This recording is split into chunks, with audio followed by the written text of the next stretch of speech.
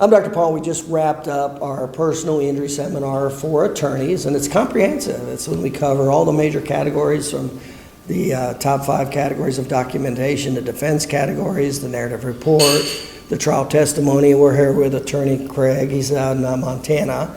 And you've been practicing how long? 26 years. 26 years. How long have you been doing personal injury? I did civil defense for a little over 3 years. Personal injury. How long did you do personal injury? How many years? I defended for about 3.5 years, and I've been doing plaintiff's personal injury work for about 5 years. Okay. Is it fair to say you've been to a few seminars? This is not your first personal injury seminar? That is correct. Okay. So you've been to a few.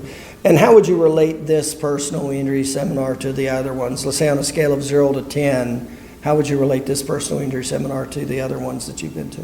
I'd have to say a 10 out of 10. The information was fantastic. It was extremely informative.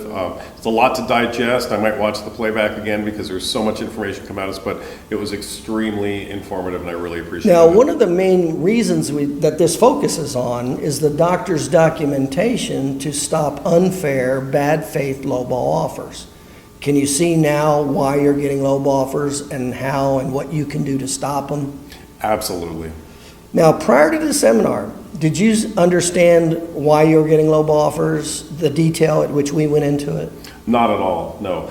This seminar was incredibly detailed, and I learned a lot of information that's really going to be helpful to me to apply in my real life practice with my clients. Let's go through a few scenarios. Like we covered the top 5 financial drivers, right?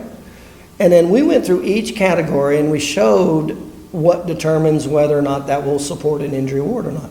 So we went into the diagnostics, and when we covered the diagnostics the doctor should be doing versus what they were with you, what'd you find out?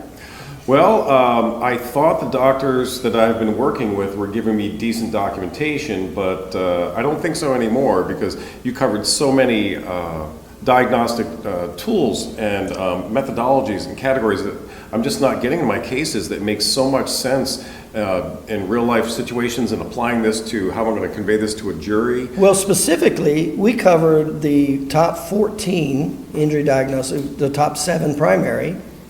And if I recall, and since you've been practicing, you have not been getting any of the top 7 primary diagnoses for soft tissue injury. No, I haven't. You've been getting the typical cervical sprain strain. Typically, yeah, that's what we always get. Yeah, that's the worst diagnosis you can give, and that's what. So right off the bat, you learned you're getting the worst possible diagnosis to hurt your injury award, didn't you? Absolutely. So, and then we go to the second category, which was the impairment, and you couldn't get it. Were you getting impairment ratings with your doctors? Very rarely. Because they really can't give impairments with cervical sprain strain. That's not an impairable rating. Correct. Did you know that before? I did not know that before this seminar. Yeah. Okay. And so if they were, can you see now if they were actually giving the proper diagnosis, those are impairment ratings, and they would all qualify for impairment ratings? Oh, that would be incredibly important. But that's not what you've been getting. No, sir. Yeah. And then the third and fourth category, we covered the importance of activities of daily living. In other words, the pain and restrictions that are documented in all the different forms of documentation with the patient's limitations with activities of daily living. Were you familiar with the importance and the documentation of the activities of daily living? Not to the degree you covered here, and not to the degree we can get a medical provider to help us document those things. I always discuss them with my clients, but it's been big picture. Did your doctors before, did they ever give you impairment index? Well, they really couldn't because they didn't give impairments. By the way, these aren't called impairment indexes. You can't do them unless you have an impairment. So if you haven't been getting impairments, you haven't been getting impairment indexes, have you? Not at all, other than maybe a brief passage in a note that says, complaints about that she can't garden anymore, complaints about pain when she tries to pick up her toddler. And then we talked a lot about what are the 2 primary, most important factors of a personal injury case. Yes, we did. Was there an impairment? Impairment. And how did it cause pain or restrictions of activities of daily living? And essentially in the last 5 years, you haven't been getting essentially any of it. I haven't been getting that, and those are critically important to present a case to a jury and get them to appreciate the value of what my client. Well, you didn't know that prior to this. You were accepting that cervical sprain drain and just getting low ball offers, weren't you? Yes. You didn't know this even existed, did you? I did not. Yeah. So how much have you been hurt by these doctors not documenting all these categories. Can you imagine how much money you've lost in all 5 years and all these doctors not documenting all the two most important categories of an injury award? Yeah, it's depressing to think about, but yes, you make a very valid point. And then the fifth category to drive the financial driver was the prognosis and need for future care. Same thing. You can't have permanent prognosis and need for future care without an impairment. Were you familiar with that prior to this? I was not familiar with that. Were your doctors giving prognoses for need for permanent future care? Sometimes if I asked them for it or tried to write the letter for them, once in a while, but not to the extent that I really need them to do so. And now you know they can't even give a prognosis for care if there's not an impairment. Correct. So out of the top 5 categories, you were essentially getting 0.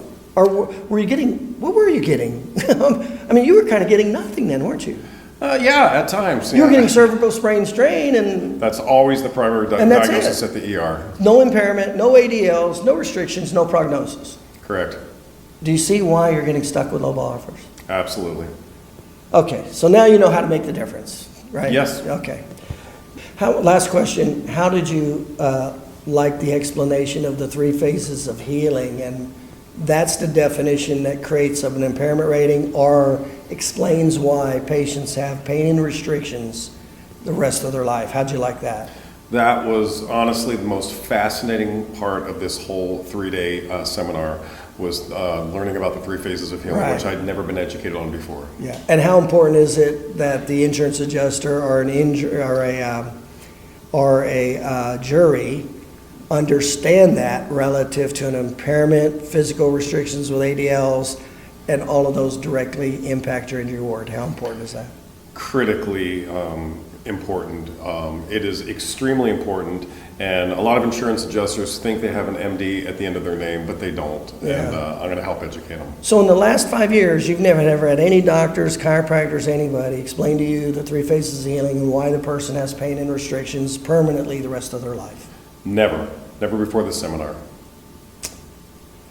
Last question is, what would you say to the attorneys? Kind of like you probably thought you knew quite a bit about personal injury coming in here, right? Yes, sir. But your doctors were, can you see how it's not your fault also? Thank you. It's, you can't do anything about the medical documentation. Correct. I mean, but what would you say to the attorneys that were kind of like you, came in here and you probably thought you knew what, 80, 90, 95, 100% of personal injury, didn't you? Yes, that's correct. And what would you say now, looking back, what did you really know versus after the seminar? A lot less. Yeah. All right, I appreciate it. Thanks a lot. Thank you very much, Dr. Okay, Holler. take care.